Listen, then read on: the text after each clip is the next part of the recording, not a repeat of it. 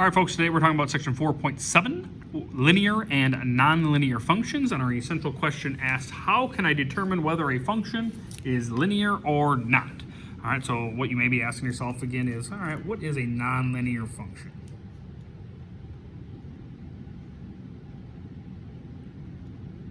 We'll define a nonlinear function as a function without a straight line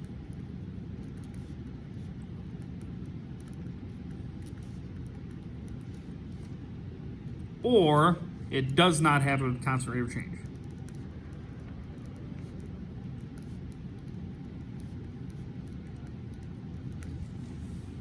All right, so we'll just start off by looking at a table. We'll just make it a little XY table. We'll go horizontally with our table here.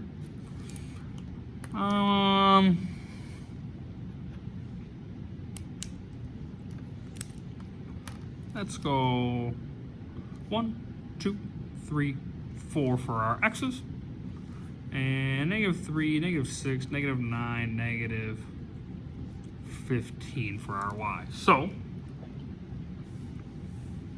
it's obviously not graphed,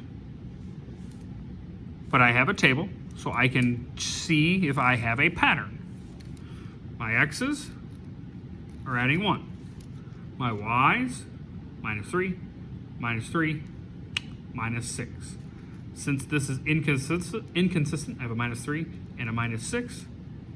This is non-linear. Example B. We'll go vertical this time with our XY table.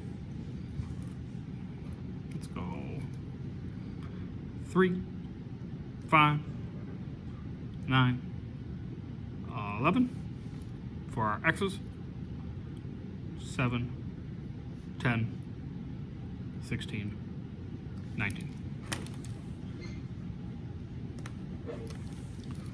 From 3 to 5, I went up 2. From 9 to 11, I went up 2. From 7 to 10, I went up 3. From 16 to 19, I went up 3.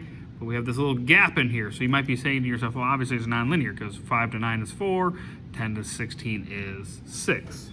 That's not keeping with the pattern. But what if I try to continue the pattern that I have? Like, add 2 to add 2. I have a 7 in here. 13, add 3, and then I add 3 there. It's just kind of like a break in the information. So this information is linear. And it does have a constant rate of change. Change in y, which is 3, over the change in x, which is 2. 3 over 2.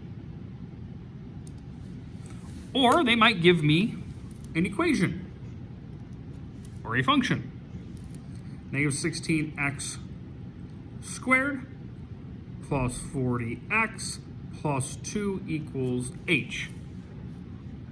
So here, I might have to create my own table to see if the information is linear or not.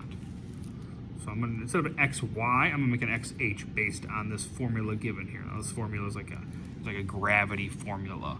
So I'm gonna pick something nice and easy to work with. One of my favorite numbers to work with is 0. I'll plug it in. 0 squared is 0. 0 times -16 is 0. 40 times 0 is 0. So 0 plus 0 is 0 plus 2 is 2. What about 1? 1 squared, all right, that's just 1. -16 times 1 is -16.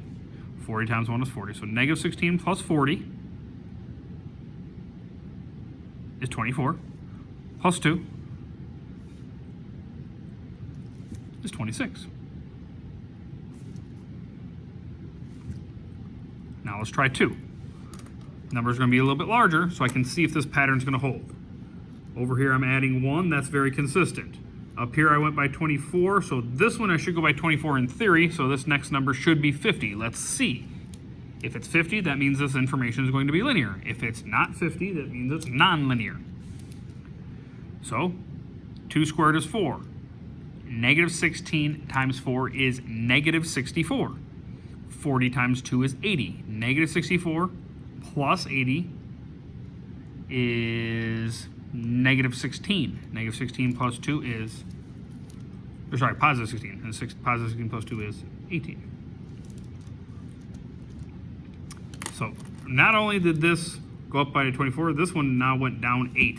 So obviously this pattern is not consistent. We don't have a conservative change, so we are nonlinear.